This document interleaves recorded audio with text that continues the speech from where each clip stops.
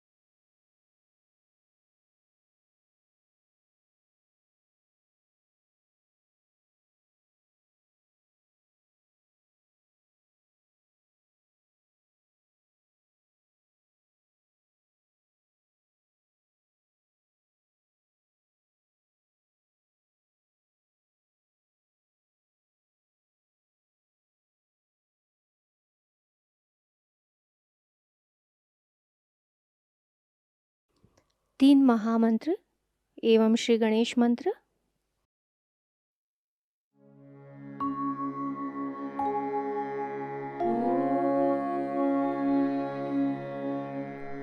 त्वमेव साक्षात् श्री महालक्ष्मी महासरस्वती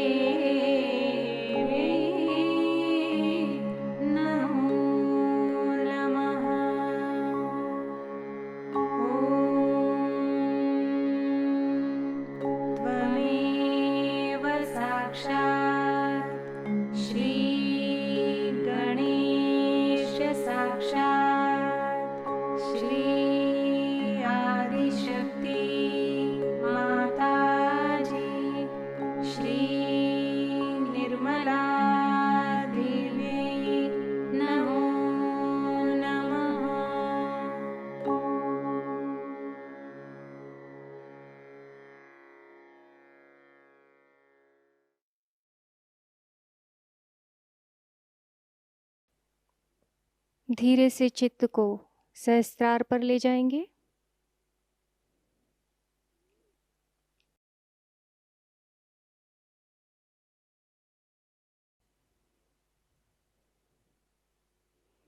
थोड़ी देर ध्यान की इसी अवस्था में बैठेंगे।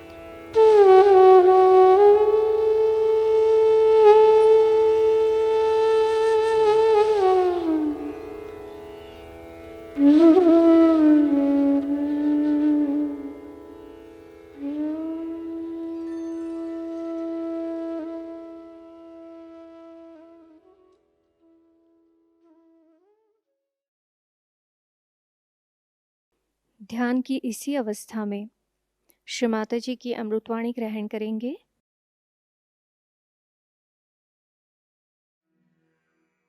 गुरु का स्थान हमारे अंदर काफी ऊंची जगह है। गुरु का स्थान हमारे अंदर स्थित है, कोई उसमें नई चीज करने की नहीं है। परमात्मा ने हमारा जो ये साधन बनाया हुआ है, ये जो इंस्ट्रूमेंट है, इसको बहुत सुंदरता से बनाया है। इसके एक एक चक्र जो कि हमारे लिए अदृश्य ही है लेकिन अंदर स्थित है और जिससे ये दृश्य जगत हमें जान पड़ता है, बहुत सुंदरता से रचे हुए। किंतु मनुष्य अति पे रहता है, हमेशा अति पे जाने की वजह से उसने अपने इस साधन को बिगाड़ लिया है। उसी प्रकार गुरु का जो स्थान है उसे भी मनुष्य ने बुरी तरह से बिगाड़ लिया। अभी गुरु का स्थान हमारे अंदर इस पूरी जगह या प्रांत में है, इस पूरे देश में गुरु का स्थान है। पेट के अंदर चारों तरफ नाभि चक्र से जुड़ा हुआ। नाभि चक्र पे मैंने एक दिन पहले बात की थी, जिसमें मैंने विष्णु की शक्ति का वर्णन किया था और विष्णु की शक्ति के ही कारण आज आप अमीबा से इंसान बने हैं और उसी शक्ति के कारण आप इंसान से अति मानव बनने वाले हैं। अब ये जो गुरु की शक्ति हमारे अंदर परमात्मा ने पहले ही से स्थित की हुई है, इसके लिए अनेक गुरुओं के अपने अंदर अवतरण हुए हैं। अब पहले हम लोग देखें कि गुरु तत्व बना कैसे, इसको समझना चाहिए कि गुरु तत्व अनादि है और वो कैसा बनाया गया। हमारे अंदर तीन शक्तियां अदृश्य रूप से कार्यान्वित रहती है।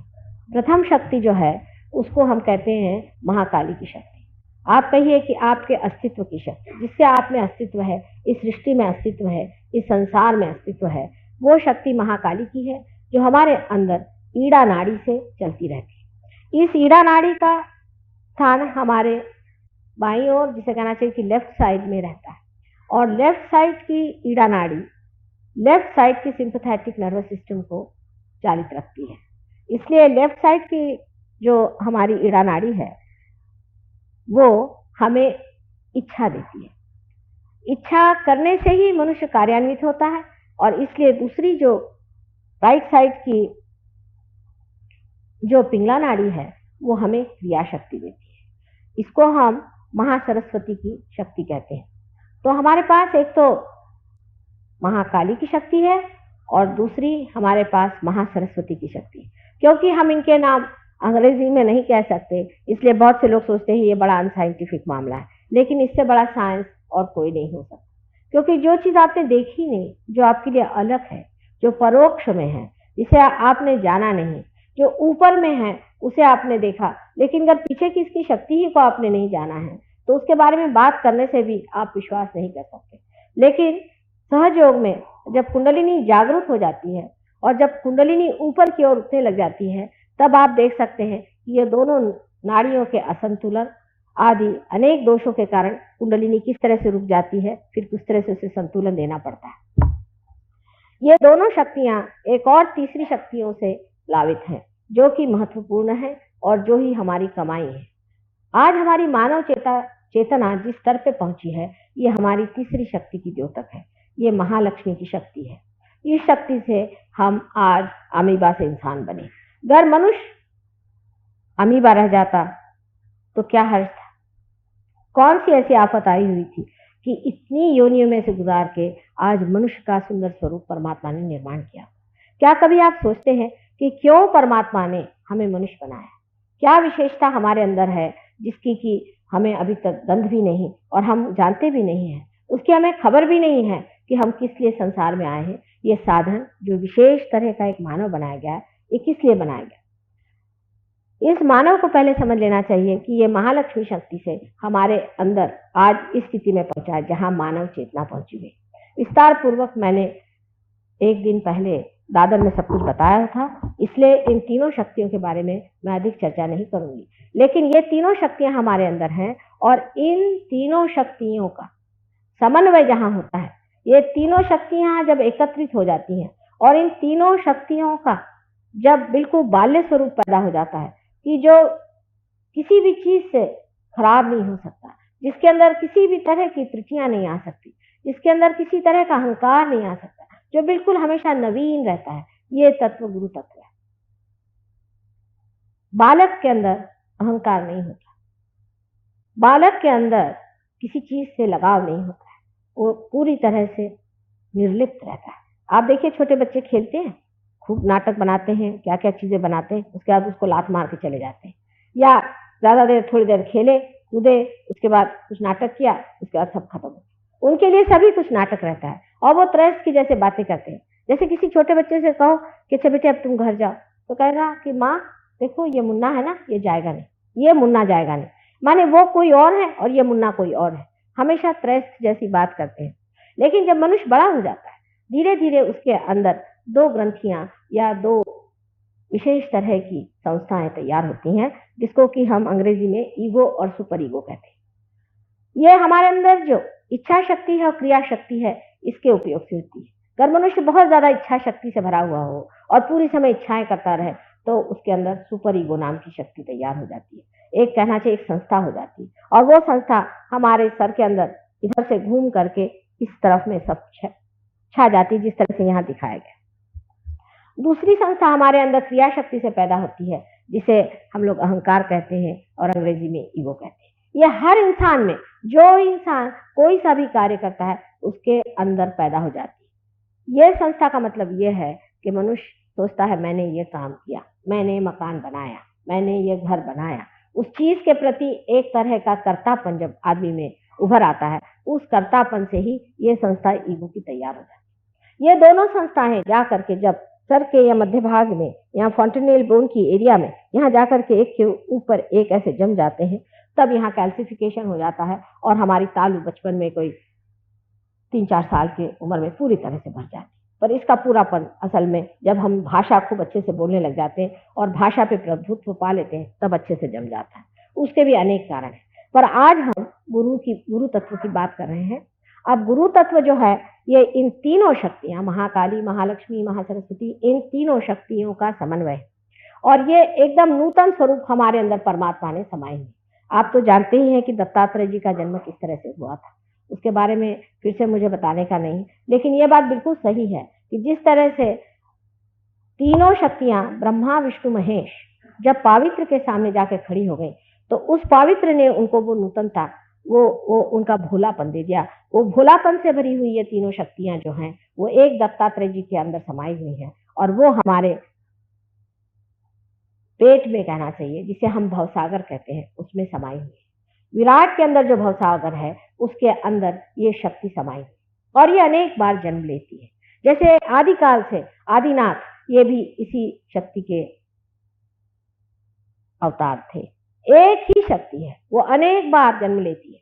आदिनाथ जी जो कि अभी भी जैन लोग वगैरह उसका प्रार्थना करते हैं और उनको मानते हैं, लेकिन वो जानते नहीं कि ये शक्ति का अर्थ क्या है। सबसे पहली चीज इस शक्ति में ये है कि ये शक्ति में कोई धर्मांधता नहीं, सन्यासी की कोई जात नहीं होती, कोई वर्ण नहीं होता है। वो सन्यासी का मतलब ऐसा है कि वो सब जाति धर्म सबको मानता है और अगर कोई भी गुरु अपने को किसी एक विशेष धर्म का अभिनेता समझे तो समझ लेना चाहिए कि ये गुरु नहीं। गुरुत्व की पहली शक्ति यह है कि उसके अंदर सर्वधर्म का जो कुछ भी निचोड़ है, इसेंस है, उसकी जो नूतनता है, उसका जो भोलापन है, वो उसके अंदर भरा होना चाहिए। कोई भी मनुष्य अपने को किसी धर्म गुरु के नाम से सामने आता है तो समझ लेना चाहिए कि ये एक झूठा आदमी है और इसके पीछे का जो धर्म है वो भी महाझूठा है। इसका आपको उदाहरण हम बता सकते हैं सहयोग में, बहुत आसानी से आप समझ सकते हैं। एक महाशय हैं, हमसे मिलने आए थे जब हम लंदन में थे, तो कहने लगे कि माँ मेरे पेट का कैंसर है, मुझे ठीक कर दिया। वो स्वयं मुसलमान है, ईरान के रहने वाले डॉक्टर।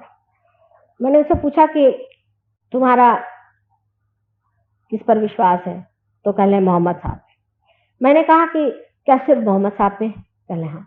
और किसी पे नहीं? कहने किसी और पे नहीं मेरा। तो मैंने कहा मैं तुम्हारे पेट का कैंसर नहीं ठीक, मुझे माफ करो, क्योंकि पेट का कैंसर इस तरह के धर्मांधता से कि एक मोहम्मद साहब मात्र हैं। मोहम्मद साहब हैं, ये भी दत्तात्रेय के ही अवतरण है पूर्णतया, और कुछ नहीं। मतलब ये कि वो स्वयं साक्षात दत्तात्रेय, इसमें कोई शंका की बात नहीं, लेकिन वही एक अवतरण नहीं है, इसलिए मोहम्मद साहब ही उनके पेट में जाकर गुस्से हो। समझ लीजिए आप इस देश के प्रेसिडेंट हैं और आप अगर महाराष्ट्र में आए तो लोग आपका आदर करें क्योंकि आप प्रेसिडेंट हैं, पर अगर आप बंगाल में जाएं और आपका आदर नहीं हो तो क्या प्रेसिडेंट साहब आपसे नाराज नहीं हो जाए? उसी प्रकार ये एक ही शक्ति अनेक बार जन्म में आती है और जब ये अनेक बार जन्म में आती है, हालांकि उसके नाम अलग होते हैं, उसकी जगह अलग होती है, जिस तरह की जरूरत होती है उसी प्रकार ये शक्ति संसार में जन्म लेती है। लेकिन इसका कभी भी अर्थ ये नहीं करना चाहिए कि वो एक शक्ति आई उसके बाद कोई शक्ति नहीं आई। इस प्रकार की हम लोग हमेशा करते रहे कि एक गुरु को मान लिया फिर और गुरु हो ही नहीं। अब इन महाशय जी जिनको कि बुरी तरह से तकलीफ थी पेट की, ये 2-3 दिन बाद फिर आए, कहले माँ इसको तो ठीक करना ही होगा। मैंने कहा अगर ठीक करना है तो तुम्हें दत्तात्रेय जी को मानना पड़ेगा, नानक जी को मानना। वो कहा अच्छा जो भी कहोगी वो मानूंगा। फिर मैंने उनसे कहा कि अब तुम प्रार्थना करो नानक जी से कि मुझे क्षमा करें, मोहम्मद साहब से भी प्रार्थना करो कि मुझे क्षमा करें, और उसके बाद उनका कैंसर भी ठीक। आपको आश्चर्य होगा कि आजकल इतनी संस्थाएं पॉलिटिकल भी, राजनैतिक आदि बन जाती हैं जिसमें लोग ये सिखाते हैं कि इनके धर्मगुरु खराब हैं, उनके धर्मगुरु खराब। वास्तविकता यह है कि इनके जितने भी फॉलोअर्स हैं और जो डिसाइपल्स हैं जो अपने एक धर्म के कहते हैं, मुसलमान उतने ही बुरे हैं जितने हिंदू, हिंदू उतने ही बुरे हैं जितने ईसाई, और ईसाई उतने ही बुरे हैं जितने और धर्म के लोग। इनके जितने भी डिसाइपल्स हैं इन्होंने अपने गुरु को पहचाना नहीं और उनके कहने के अनुसार बिल्कुल नहीं चलता। इसका एक उदाहरण मैं आपसे दे सकती हूँ कि समझ लीजिए कि ईसाई लोग, ईसा मसीह ने अगर कोई बात खास कर कही होगी तो ये कि तुम लोग किसी भी मृत चीज के पीछे में मत, और भूत पिशाच आदि चीजों के पीछे में तो बिल्कुल नहीं जाना। किसी भी तरह से आपको चाहिए कि आप भूत पिशाच आदि जो कुछ डेड है उसे दूर रहें। इतनी खोल के बात मेरे ख्याल से जितनी ईसा मसीह ने बताई है सिर्फ नानक साहब ने बताई। इतनी खोल के बात बताने पर भी आप किसी भी ईसाई धर्म को जानने वाले या धर्म को पालन करने वाले या किसी भी राष्ट्र में जाकर देखें तो आपको आश्चर्य होगा। लंदन में जहां मैं रहती हूँ, हर एक चर्च के अंदर में नीचे मुर्दे गड़े पड़े, आप वहां पांव रखे तो आपके पैर चटके खाते। हर एक चर्च के अंदर, मंदिर के अंदर उन्होंने मुर्दों गाड़ के रखे। जिस चीज को बिल्कुल मना किया गया था उसी को बराबर ये लोग करते। अब आप हिंदुओं की अकल देखिए, हिंदुओं की अकल उससे भी बढ़ के, हिंदुओं के लिए बताया गया था कि सर्वधर्म एक ही है। इतना नहीं तो इतना भी बताया गया था कि तुम्हारे अंदर, सबके अंदर एक ही आत्मा का वास है, एक ही परमेश्वर का प्रतिबिंब जो आत्मा है, सबके अंदर एक आत्मा का वास है। अभी जाति पाति लेकर के झगड़ा करने वाले हिंदुओं से बढ़ के तो कोई, जब सबके ही अंदर एक ही आत्मा का वास है, और जब ये भी बताया गया कि तुम्हारा पुनर्जन्म होता है, तब आज आप हिंदू हैं तो कल मुसलमान होंगे, कल मुसलमान है तो परसों ईसाई होंगे, नहीं तो आप कल चमार भी हो सकते हैं, और नहीं तो आप और भी निम्न श्रेणी के हो सकते हैं।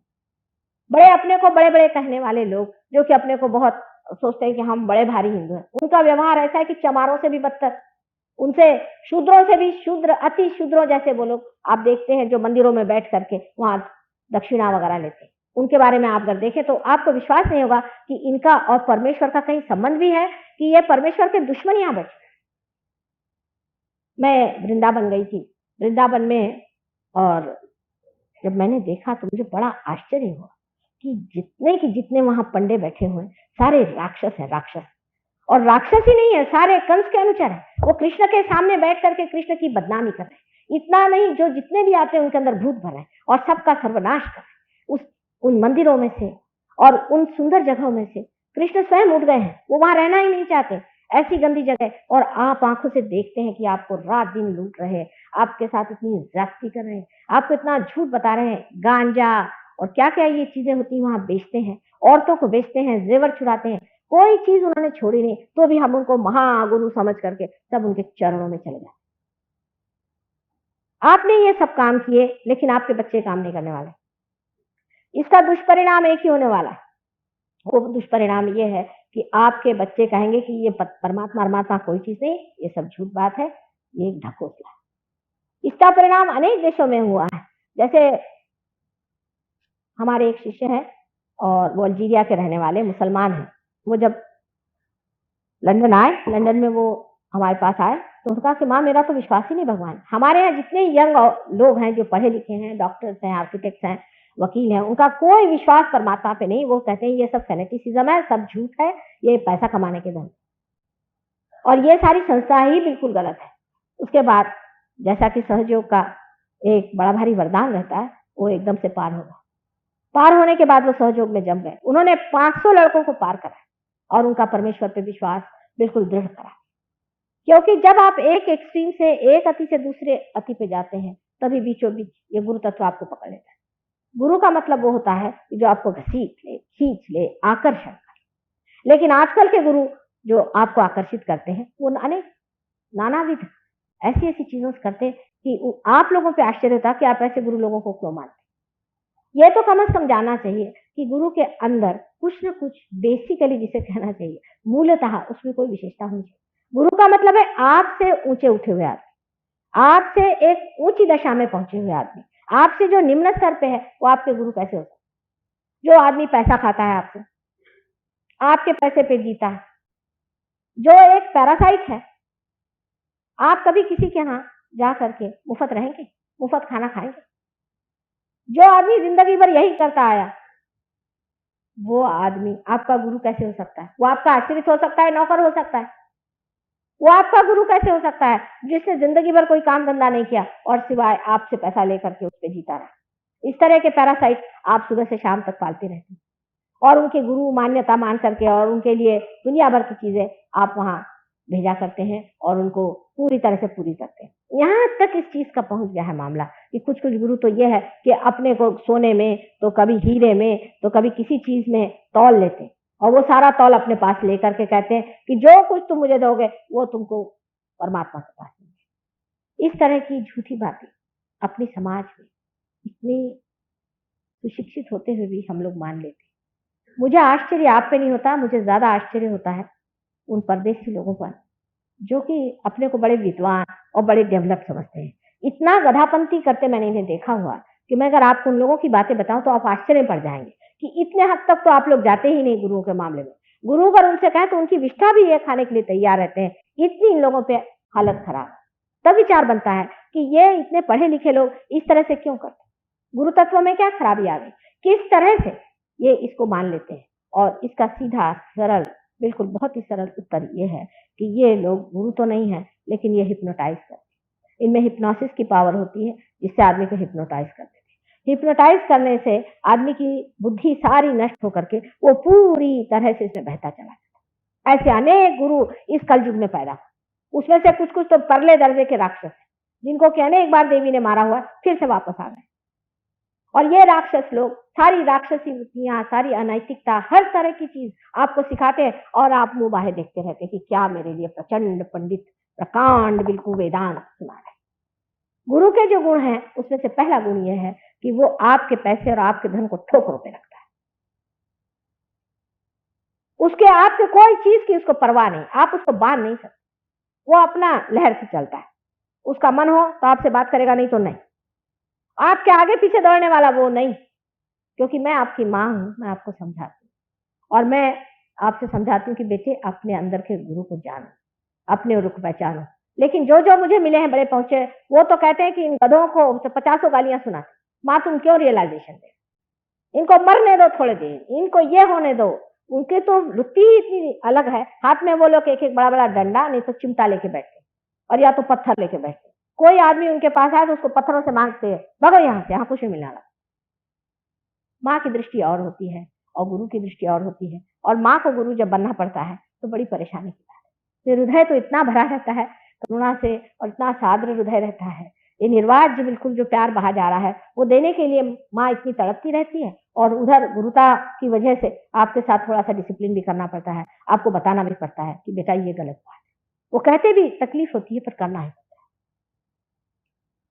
ये गुरु तत्व आपके अंदर है, इसका आपने अनेक बार अपमान किया हुआ है, आपके अंदर बसा हुआ है। अब आपको आश्चर्य होगा कि साधारण मनुष्य में भी ये गुरु तत्व किस तरह से कार्यान्वित होता है।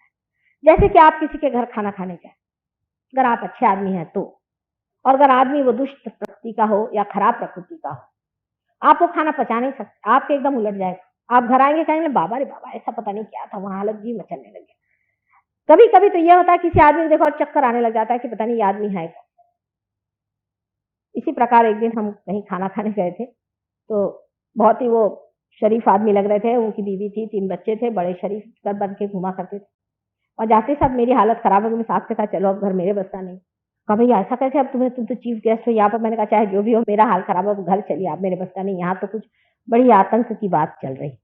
जब मैं घर पे चली आई, उसके बाद 8 दिन में एक छोटी सी लड़की, हमारी लड़की साथ पढ़ती थी, वो आई। तो मैंने उससे पूछा, उसका भी नाम वही था जो इस महाशय का था। तो मैंने कहा क्या तुम इन्हें जानती हो? कहले वो तो मेरे पिता। मैंने कहा तुम्हारे पिता? तो तुम्हारी ऐसी दशा क्यों? कहले उन्होंने मेरी माँ को छोड़ दिया, मेरी माँ की सारी प्रॉपर्टी ले ली, और अब इस औरत को रखा हुआ है घर में, और ये 3 बच्चे जो हैं वो ऐसे ही उनके आए। और उसकी आंख से एकदम आंसू छल छला पड़े। कहले मेरी माँ बहुत सरल स्वभाव की थी, इतनी रोई, इतना चीखा, पर इन्होंने उसे छोड़ दिया और इस औरत को अपने पास।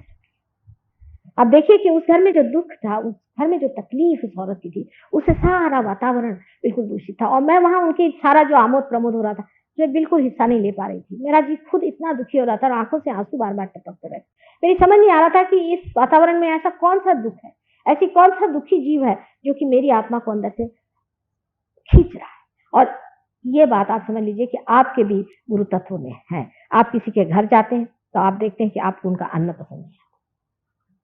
ये सब गुरु तत्व आपके अंदर है, लेकिन आप उसे जागरूक नहीं रखते। अब गुरु तत्व को मारने के तरीके क्या है वो मैं आपसे बताऊं। मनुष्य किस तरह से अपने गुरु तत्व को मारते रहता है। किसी को बुरा नहीं लगना चाहिए, क्योंकि मैंने कहा है मैं माँ हूँ, जो सही बात है मैं आपको बताऊंगी और मुझे बतानी पड़ेगी।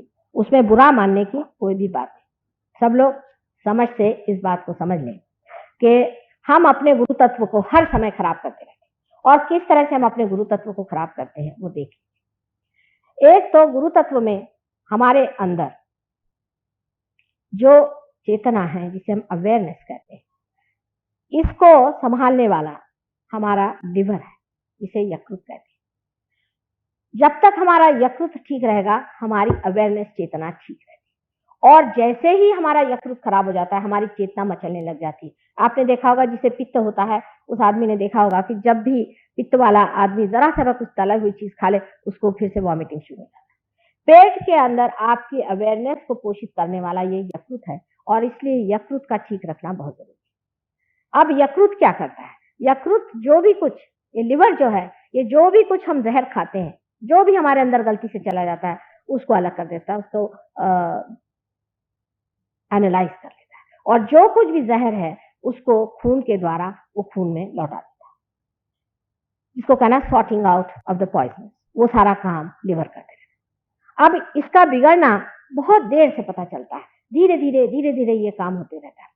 पर कोई कोई ऐसी चीजें हैं जिनके कारण ये यकृत या ये जो लिवर है हमारे पेट के अंदर राइट साइड में, ये बहुत ही जल्दी खराब हो जाता है। सबसे बड़ी चीज जो यकृत के विरोध में है वो है शराब।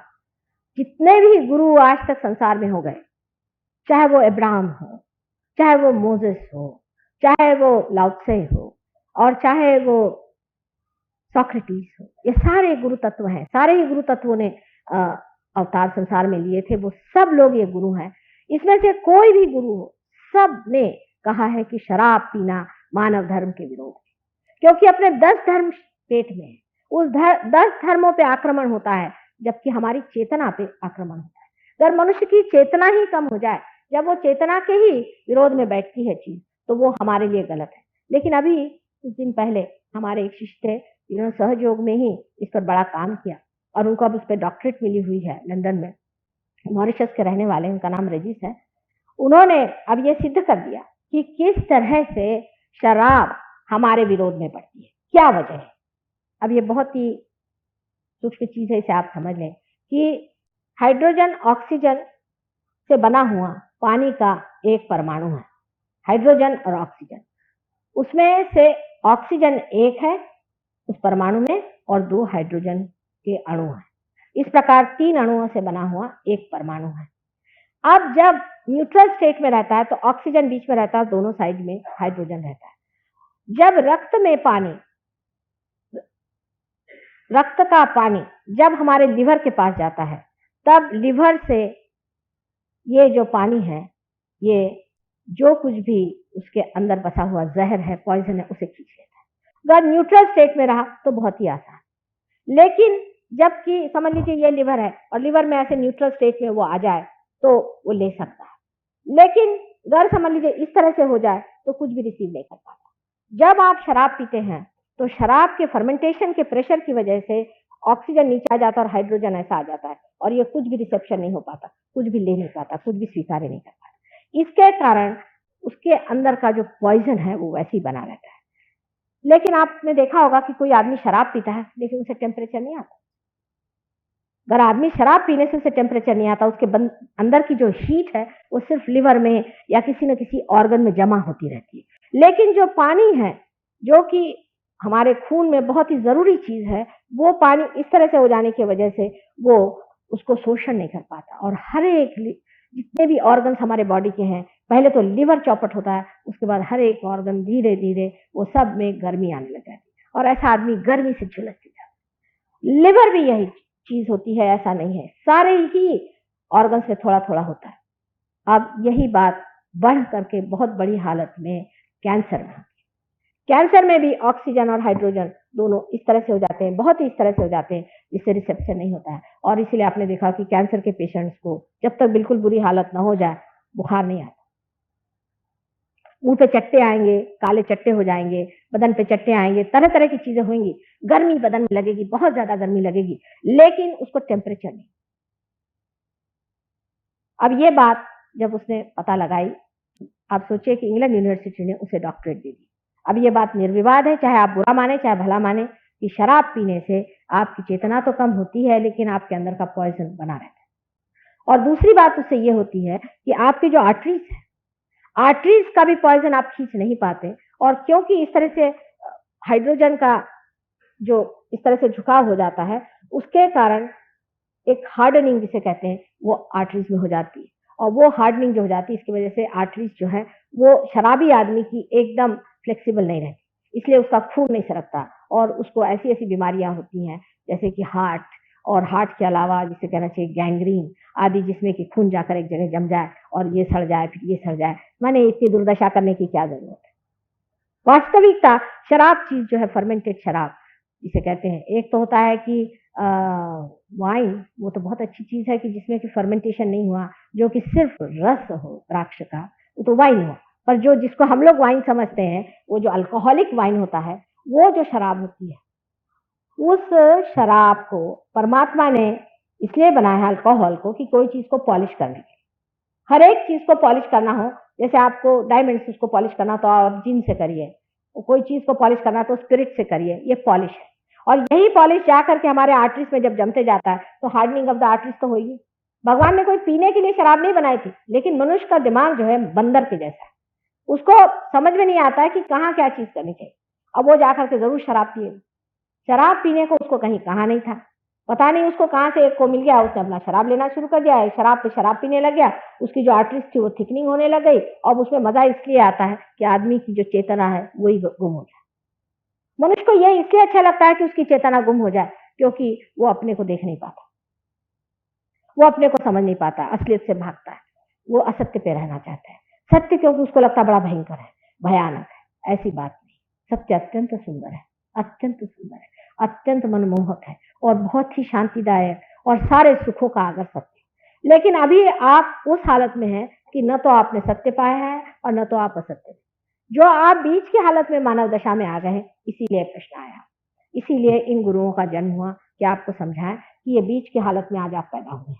इसमें इतनी घबराने की बात नहीं, इसमें समतोल रहे, अति पे न जाओ, असंतुलन पे मत जाओ, अपना जीवन अच्छा बनाओ, अपने जीवन में, वैवाहिक जीवन में नम्रता से रहो, अपने घर में और अपने व्यवहार में, अपने समाज में सबका विचार रख के संतुलन के साथ रहो। यह नहीं कि एक आदमी बहुत ज्यादा रईस हो गया, एक आदमी है कि बहुत ज्यादा बलवान हो गया, दूसरा आदमी है कि उसने बहुत ज्यादा यश प्राप्ति कर ली।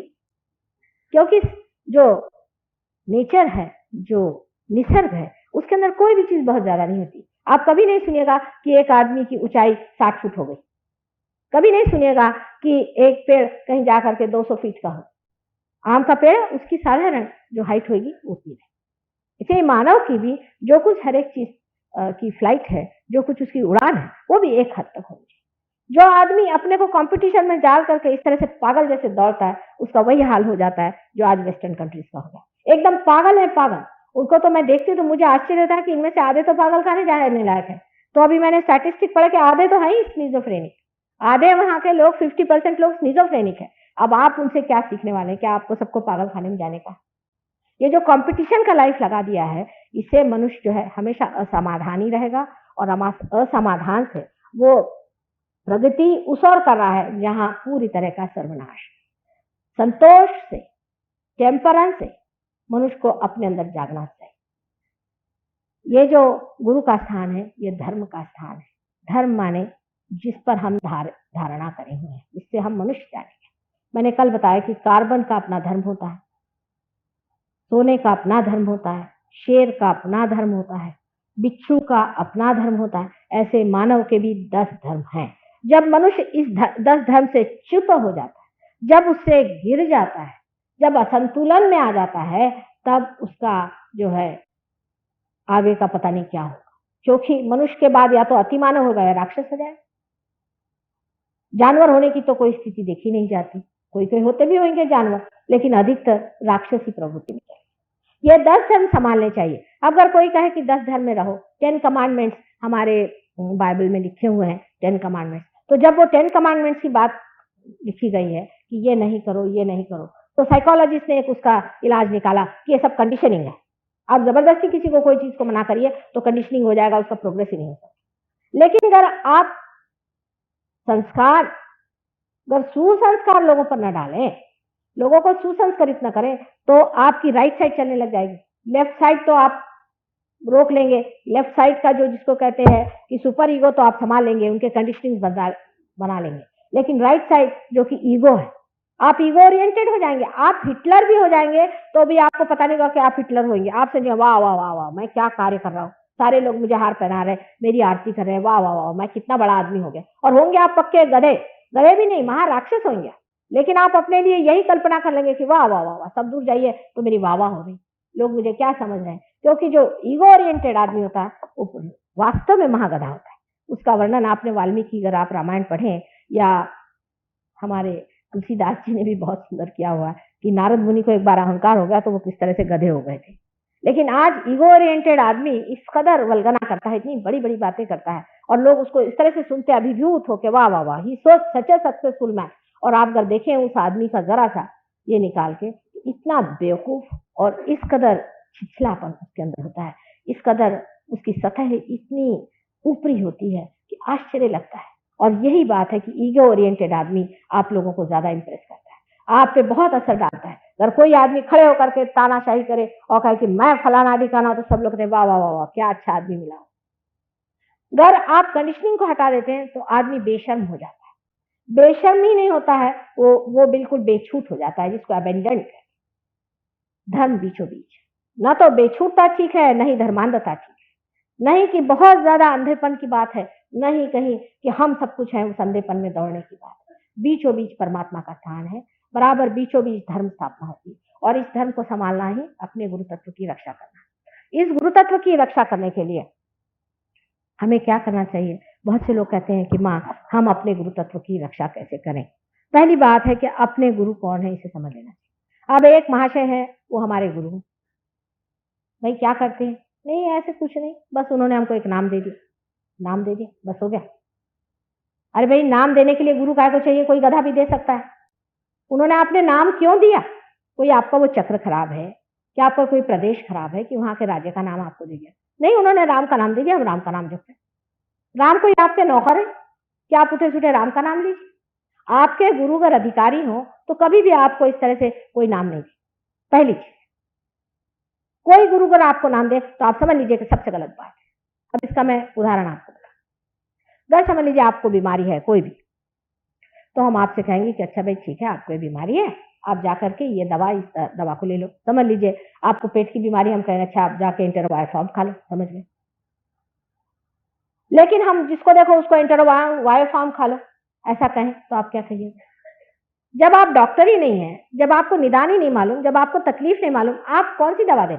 और क्या आप हमेशा के लिए वही दवा खाते रहो? कहिएगा तकलीफ कहाँ है, कौन सी तकलीफ है?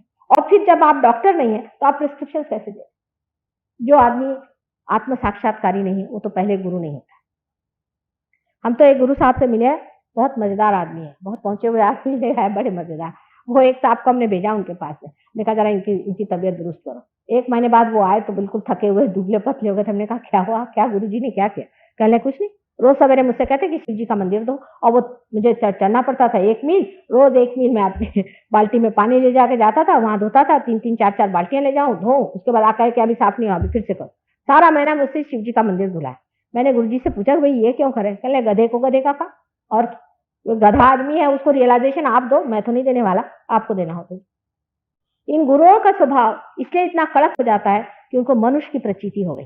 वो जानते हैं कि साधारण मनुष्य जो है वो बिल्कुल भी बहुत ही उथला है, और वो करुणा नहीं जो माँ की होती है। उन्होंने खुद मेहनत से सब कमाया हुआ है, तो वो वही चाहते हैं कि ये भी सब मेहनत करें, इनको भी ठीक करना चाहिए। खूब धो पीट करके, जैसे धोबी नहीं मार मार के ठीक करते हैं, ऐसे वो ठीक करना चाहते हैं। माँ की बात और है, माँ कहती चलो भाई जैसा भी है, बच्चे ही हैं, इनको दे ही।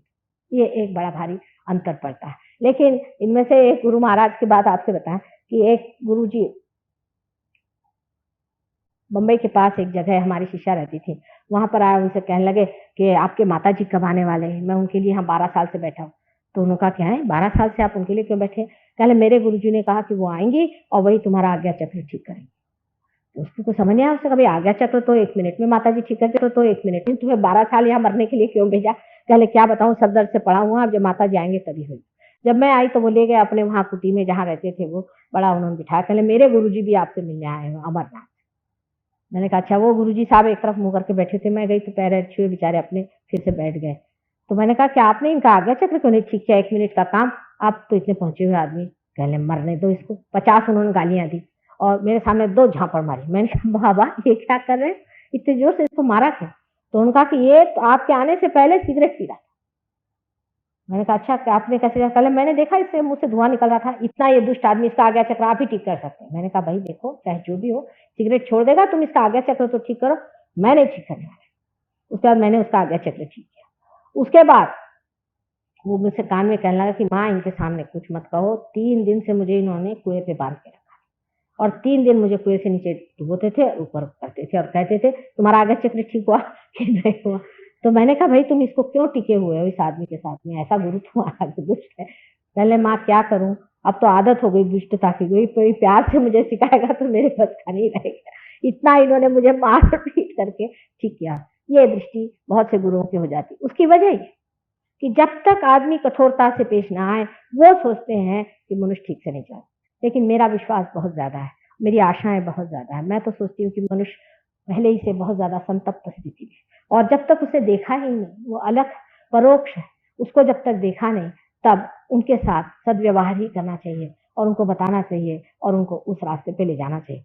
अनेक गुरु जो संसार में आए, जिन्होंने हमारा मार्ग अपनाया, जैसा मेरा मार्ग है, ज्ञानेश्वर जी थे, या हमारे यहाँ तुकाराम जी हो गए, हमारे यहाँ नामदेव हो गए, वैसे ही नानक जी हो गए, कबीरदास जी हो गए। इन लोगों ने संसार में रह करके लोगों की सेवा की और उनको धर्म सिखाया। उन सब के साथ बहुत ज्यादा सबको इस तरह से सताया गया, मारा गया, पीटा गया, उनको खाने को नहीं, उनको भूखो रखा। ज्ञानेश्वर जी की तो बात सुनती हूँ तो मुझे लगता है कि कैसे लोग इसको कर पाए। इतनी ज्यादती उनके साथ लोगों ने कैसी की, इतनी क्रूरता उनके साथ करी है, और आज उनकी पालकी लेकर के घूम रहे। अब ज्ञानेश्वर जी की पालकी चली जा रही। मैंने कहा कि वो कभी पालकी में बैठे भी थे, उन्होंने कभी पालकी का मुंह भी देखा था? 50 आदमी उनकी पालकी लेके चले और सब उनको खाना खिला रहे। ये किस तरह की धती होगी, जिसको कहना चाहिए, किस तरह का झूठापन और किस तरह का अपमान है गुरु तत्व का, कि आप जिस आदमी के लिए कभी भी आपने ये भी नहीं सोचा कि उसने खाना खाया कि नहीं खाया, उसकी आप पालकी बना के घुमाते और उसके दम पर आप खाना खाते। मनुष्य इतना विक्षिप्त है, इतना विक्षिप्त है, और इतनी विक्षिप्तता वो इसलिए लिए हुए है कि परमात्मा ने उसे पूर्णतया स्वतंत्रता दी है कि तू चाहे विक्षिप्त हो, चाहे तू गधा हो, चाहे तुझे जो करना कर, या चाहे तो तू परमात्मा को पाले। मैं माँ हूँ, माँ हमेशा यही प्रयत्न करेगी, बच्चों से यही कहेगी कि बेटे तुम परमात्मा को ही पालो। मेरे गुरुता इसी में मैं मानती हूँ कि मुझे बहुत लोग सताते भी हैं और परेशान भी करते हैं, चाहे जैसा भी हो, लेकिन मेरे साथ शायद ये भी है कि मेरे पास बहुत ही ज्यादा पेशेंस है। लोग कहते हैं कि माँ तुम्हारा निर्व्याज प्यार है, चाहे जो भी कहे, लेकिन वास्तविकता ये है कि मुझे उनकी परेशानी जरा भी नहीं झुलसती, ना मुझे उसकी कुछ तकलीफ होती। मेरे समय हर समय रहता है कि कितने लोग जल्दी से जल्दी पार हो जाए, कितने लोगों को ये अलग जो है मिलना है। आज सहयोग उस स्थिर पे आ गया है, उस स्थिति पे आ गया है जिसे आज महायोग कहना चाहिए। जब तक ट्रेन स्टेशन के अंदर न पहुंच जाए, तब तक हम नहीं मानते कि ट्रेन से आ गई। या जिस तरह से हम कह सकते हैं कि नदी जब तक समुद्र में न मिल जाए तो हम उसे संगम नहीं कहते, उसी प्रकार जब तक आपके जीव का शिव से संबंध नहीं जुड़ता, जब तक कुंडलिनी उठ करके ब्रह्मरंध्र को छेद नहीं देती, तब तक इसको योग नहीं कहना चाहिए। तब योग के सिर्फ प्रिपरेशन होते हैं। जैसे और जो योग हैं, अनेक जो योग है, ये सारे योग उसके प्रिपरेशन है। और जब कुंडलिनी नीचे से ऊपर उठती है तो ये सारे योग अंदर घटित होते होते होते होते कुंडलिनी सहस्त्रार पे आ जाती है और सहस्त्रार पे आकर के इसको छेद देती है। ये सबसे बड़ा महायोग है। इसलिए सहयोग जो अनादि काल से चल रहा है, सहज जो आपके साथ पैदा हुआ है, जो आपके साथ अनेक वर्षों से चला आ रहा है, जिसकी आज परिपूर्ति होने की बात आई हुई है, उस सहज योग का आज महायोग नाम देना चाहिए। पर मैंने शुरुआत में यही विचार किया कि मनुष्य की बात है, अगर मैंने पहले से महायोग शुरू किया तो इन्होंने कांड शुरू कर देंगे और सब मेरे पीछे लग जाएंगे हाथ धो करके कि बड़े आए महायोग करने वाले, आप कौन होते महायोग करने वाले, सब खड़े हो जाएंगे डंडे ले ले करके। इस वजह से मैंने इसका नाम महायोग नहीं कहा, लेकिन सहयोग की आज स्थिति महायोग पर पहुंच गई और आप महायोग के स्थिति पर आ गए हैं। ये समय आ गया है कि आपके जितने भी गुरु तत्व आज तक के पले हुए हैं, पोसे हुए हैं, वो सारे के सारे फलीभूत होने वाले, और उस फलस्वरूप आपको आज वो चीज मिलनी चाहिए जो अनेक वर्षों से गुरुओं ने आपको देने की कही थी कि आपको मिलेगा, ये समय आने वाला है, होने वाला है। होता था एक तो पहले गुरु लोग एक या दो शिष्य रखते थे। ज्ञानेश्वर जी के कितने शिष्य? एक। फिर उनके कितने शिष्य थे? एक या दो। इतना समुदाय कोई अपने शिष्य या बच्चे नहीं बनाता था, ना कोई इतने आत्म ज्ञान देने की बात करता था। लेकिन जब तक कोई चीज सामुदायिक नहीं होती और सर्वसामान्य को नहीं मिलती, उसका कोई अर्थ ही नहीं रह जाता। और समय आ गया है कि आज सामुदायिक को मिले, इसलिए आप सबको ये मिलने का बिल्कुल पूरा अधिकार है, क्योंकि आपके अंदर ये पूरी चीज़ समाई हुई है, आपके अंदर सारी चीज़ बसी हुई है और ये आपको मिलना चाहिए। अब मैंने ये कहा कि एक-एक विषय पे मुझे 7 दिन चाहिए, तो आप लोगों ने 1 दिन में मुझे 3-3 विषय दे दिए, तो बड़ा 3-3 आता है, इसको कैसे छोटा करें? हालाँकि अब इतना ही कहने का है कि गुरु तत्व के प्रति सिर्फ नमस्कार करके मैं आपको कृष्ण शक्ति अब बताती हूँ। कृष्ण शक्ति जो हमारे अंदर है, ये मनुष्य की शुरुआत है। मनुष्य ने जब अपनी गर्दन ऊपर की, तब उसके अंदर इस चक्र की स्थिति बनी है, जिसको कि हम विशुद्धि चक्र कहते हैं, जिसके अंदर 16 पंखुड़ियाँ हैं, जो कि हमारे पीछे के हिस्से में यहाँ पर अगर आप गर्दन के पीछे के हिस्से में देखें, इस जगह पे वो है। जहाँ मनुष्य ने अपनी गर्दन उठा ली और सब सीधी गर्दन कर ली, वहाँ पर कृष्ण शक्ति जागृत हो गई। अब कृष्ण की शक्ति जो है, ये समझना चाहिए कि इवोल्यूशन की परिपूर्णता है। पहले तो हम अमीबा थे, वहाँ से मछली, कछुआ वगैरह होते हुए हम राम और राम से आगे कृष्ण तक पहुँचे। कृष्ण ये संपूर्ण शक्ति, विराट। जब आपकी कृष्ण शक्ति जागृत हो जाती है, तब आपका संबंध विराट से होता है। माने जिसको कि अंग्रेजी में मैक्रोकोज्म और माइक्रोकोज्म कहते हैं, जिसे समष्टि और व्यक्ति इस तरह से कहा जाता है। उस समष्टि में आप समा जाते हैं, आपकी व्यक्ति उससे कनेक्टेड हो जाती है, ये कृष्ण शक्ति से होती है।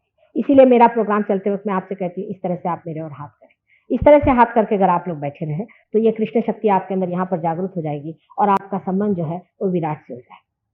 विराट की शक्ति जो है, उसका नाम विराटांगना है। वो शक्ति सब दूर हमारे अंदर समाई हुई है।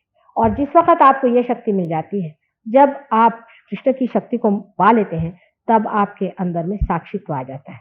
माने ये कि आप किसी भी चीज को एक नाटक की तरह देखते हैं। वास्तविक है भी एक नाटक, एक लीला है। कृष्ण ने ही इसको लीला माना।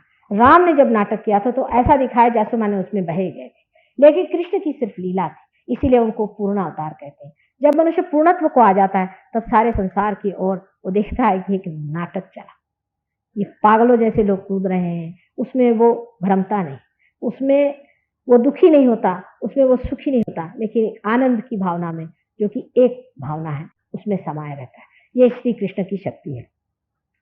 श्री कृष्ण की शक्ति के हम 2 अंग करते हैं, एक तो लेफ्ट और राइट और एक सेंटर। सेंटर की जो शक्ति है, वो विराट की ओर ले जाती है।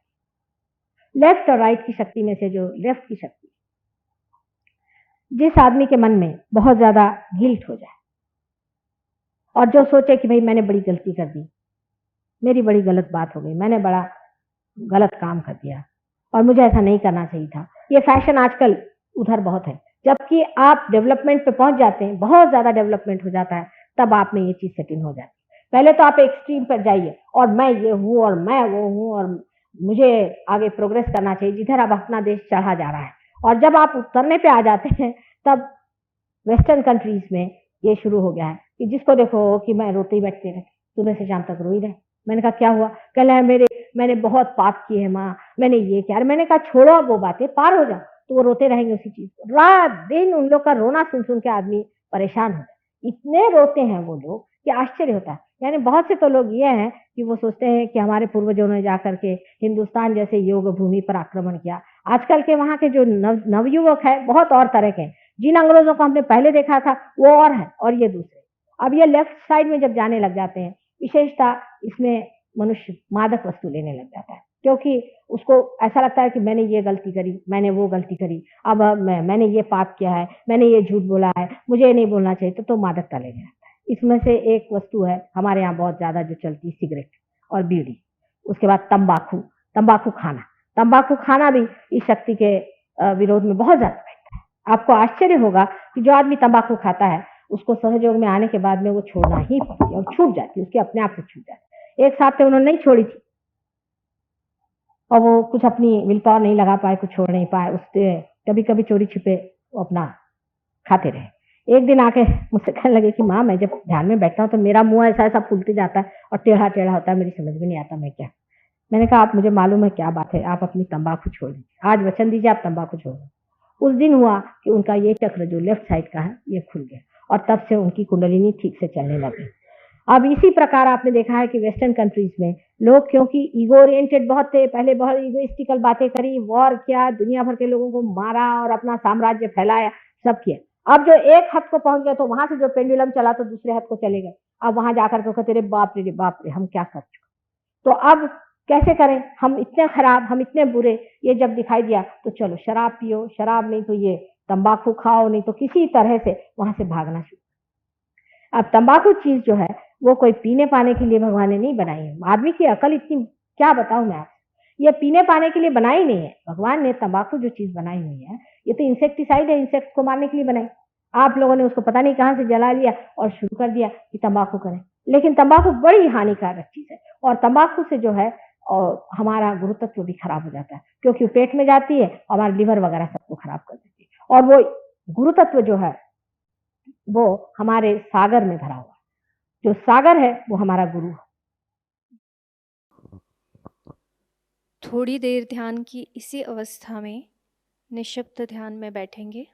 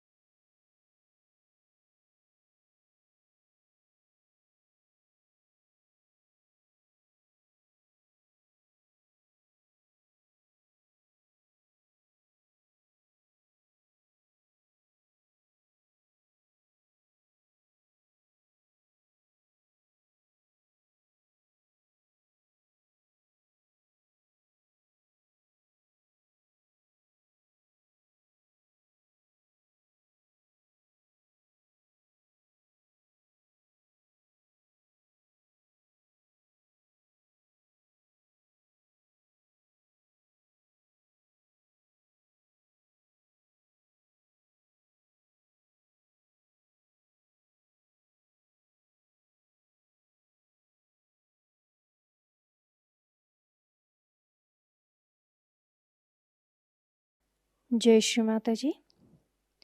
दोनों हाथ जोड़कर चित्त को सहस्त्रार पर रखकर श्री माता जी से प्रार्थना करेंगे। श्री माता जी, आज आपने हमें सामूहिक ध्यान का आनंद दिया, निर्विचारिता प्रदान की, हमें चैतन्य की अनुभूति दी। इसके लिए हम आपके ऋणी हैं। आज का यह ध्यान हम आपके चरणों पर समर्पित करते हैं।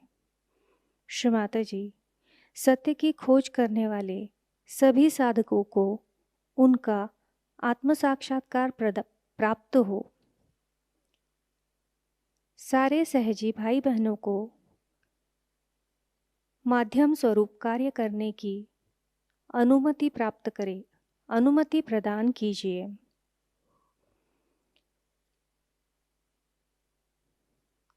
श्री माता जी, अमृतवाणी में दिया हुआ ज्ञान हमें हमारे जीवन में हर क्षण आचरण में लाने के आशीर्वाद हमें प्रदान कीजिए। श्री माता जी, आपने हमें आत्म परीक्षण करना सिखाया, हमें आत्मा बनाया, हमें क्षमाशील बनाया, इसलिए हम आपके ऋणी हैं। श्री माता जी, कृपा करके हमें करुणामय बना दीजिए, हमें भोलापन प्रदान कीजिए, हमें निर्लिप्तता प्रदान कीजिए। हमारी सारी प्रार्थनाओं का स्वीकार कीजिए। हम सभी सहजी भाई बहनों के कोटि कोटि प्रणाम कृपा करके स्वीकार कीजिए। जय श्री माता जी। सामूहिक बंधन।